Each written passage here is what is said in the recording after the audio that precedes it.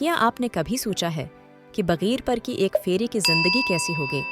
یہ کہانی ایک فیری کی ہے جس کے پر نہیں تھی۔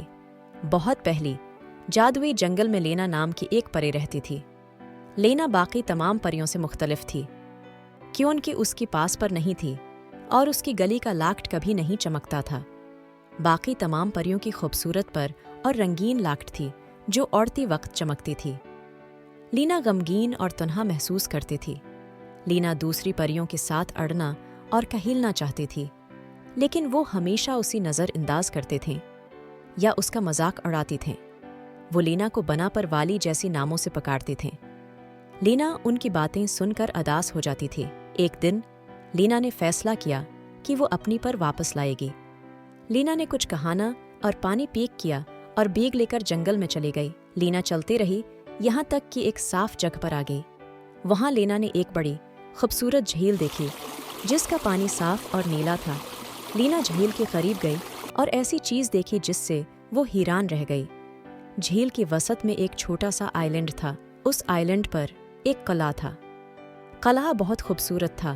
لینا نے کبھی ایسا خوبصورت قلعہ نہیں دیکھا تھا۔ لینا نے سوچا وہاں کون رہتا ہوگا۔ لینا نے کناری کے قریب ایک کشتی دیکھے۔ وہ کشتی کے پاس دوڑی اور اس میں چڑھا گئی۔ لینا قلعہ دیکھنا چاہتی تھی اور جو بھی وہاں رہتا تھا اس سے ملنا چاہتی تھی۔ جیسے جیسے وہ آئی لینڈ کے قریب پہنچی، اس نے کچھ عجیب دیکھا۔ قلعہ دور سے جتنا روشن لگتا تھا، قریب سے اتنا روشن نہیں تھا۔ در حقیقت قلعہ تاریک اور گھناؤنا لگ رہا تھا۔ دیواریں پہٹی ہوئی اور گندی تھیں، کھڑکیاں ٹوٹی ہوئی تھیں، لیکن پھر بھی لینا دیکھنا چاہتی تھی کہ قلعے کے اندر کیا ہے۔ لینا آئی لینڈ پر پہنچی اور کشتی کو درخت سے باندھا دیا، پھر قلعے کی طرف چلی۔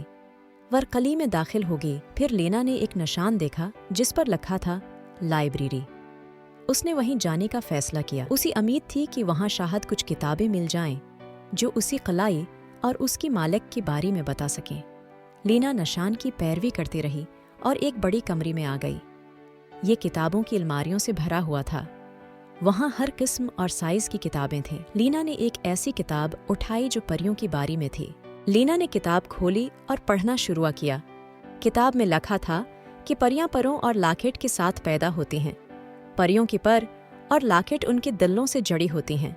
کبھی کبھی پریاں اپنی پر اور لاکٹ کہو دیتی ہیں، اور ایسا بہت سے وجوہات کی بنا پر ہو سکتا ہے، جس میں سے کچھ وجہ یہ ہیں: کچھ پریوں نے حادثوں یا بیماریوں کی وجہ سے اپنی پر اور لاکٹ کہو دیے، اور کچھ نے تو غم یا غصے کی وجہ سے اپنی پر اور لاکٹ کہو دی۔ لینا سوچنے لگی کہ اس نے اپنی پر اور لاکٹ کیوں کھو دی۔ سوچتی ہوئی لینا نے صفحہ پلٹا اور ایک تصویر دیکھی جس سے وہ حیران رہ گئی۔ یہاں ایک پری کی تصویر تھی جو بالکل خود لینا کی طرح تھی۔ اس کے بھی پر نہیں تھی اور اس کا لاکٹ بھی لینا کی لاکٹ کی طرح کالا تھا۔ لینا نے تصویر نے نیچے لکھی ہوئی تحریر پڑھی۔ یہ لینا ہے، پریوں کی کھوئی ہوئی شہزادی۔ شہزادی لینا پر اور لاکٹ کے ساتھ پیدا ہوئی تھی، لیکن جب وہ بچی تھی اسی ایک بری جادوگرنی نے اغوا کر لیا تھا جو اس کی جادو کو برائی کے لیے استعمال کرنا چاہتی تھی۔ جادوگرنی نے لینا کی پر اور لاکٹ چھین لیے اور اس پر ایسا جادو ڈالا جس نے اسے یہ بہلا دیا کہ وہ کون ہے۔ لینا پڑھ کر ہل گئی۔ وہ یقین نہیں کر سکتی تھی کہ وہ شہزادی ہے۔ پھر لینا کو جادوگرنی پر غصہ آیا۔ لینا نے دوبارہ کتاب دیکھی اور اس میں ایک نقشہ دیکھا جو جادوگرنی تک جانے کا راستہ بتاتا تھا۔ لینا نے کتاب بند کی اور اسے اپنی بیگ میں رکھ لیا، پھر لائبریری سے باہر چلے گئی۔ اس نے نقشے کی پیروی کی اور خفیہ راستہ ڈھونڈ لیا۔ یہ ایک ایسا سرنگ تھا جس کے آخر میں ایک دروازہ تھا جو انسانی دنیا کی طرف جاتا تھا جہاں جادوگرنی رہتی تھی۔ لینا نے دروازہ کھولا اور اندر چلے گئی۔ لینا انسانی دنیا میں داخل ہوئی۔ وہ نہیں جانتی تھی کہ کہاں جائے۔ لینا نے کتاب کو اپنی بیگ سے نکالا اور پھر اسے کھولا اور اس صفحے کی تلاش کی جس پر جادوگرنی کی تصویر تھی۔ لینا نے وہ صفحہ ڈھونڈ لیا اور تصویر کے نیچے کی تحریر پڑھی۔ اس میں لکھا تھا، یہ وہ جادوگرنی ہی جس نے لینا کو اغوا کیا تھا۔ یہ ایک طاقتور اور بری جادوگرنی ہے جو پریوں سے نفرت کرتے ہیں۔ یہ شہر میں ایک چھپی ہوئی ٹاور میں رہتی ہے۔ یہ جادوگرنی جادوئی دنیا کو تباہ کرنا اور انسانی دنیا پر قبضہ کرنا چاہتے ہیں۔ لینا نے نقشے پر نظر ڈالی، پھر کتاب کو واپس بیگ میں رکھا اور چلنا شروع کیا۔ اس نے نقشے کی پیروی کی۔ कुछ देर बाद लीना एक तारीक गली में आ गई। वहां इसने एक दरवाज़ा देखा। उसी उम्मीद थी कि वहां जादूगरनी मिल जाएगी। लीना ने दरवाजे को धक्का दिया, दरवाज़ा खुल गया। लीना सीढ़ियां चढ़ाकर एक बड़ी कमरे में आ गई। इसने कमरे के आखिर में एक और दरवाज़ा देखा। उसमें ताला लगा हुआ था। लीना चाबी तलाश करते रही, लेकिन उसी न मिल सकी।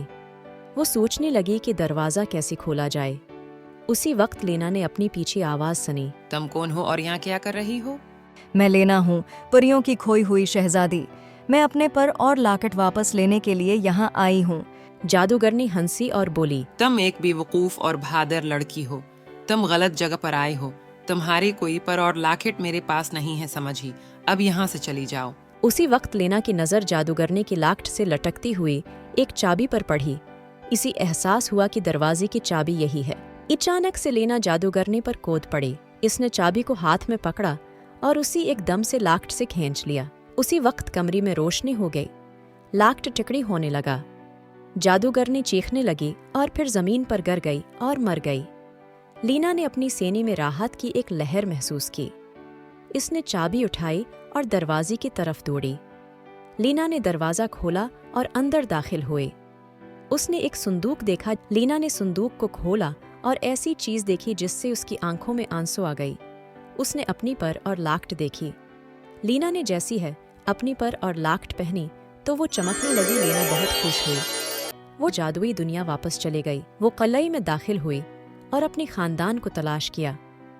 वो उसका इंतजार कर रही थी। वो सब लीना को देखकर बहुत खुश हुई। उन्होंने उसी गले लगाया और उसी चूमा, और उस तरह लीना ने अपनी पर पा लिए और हमेशा खुश रही।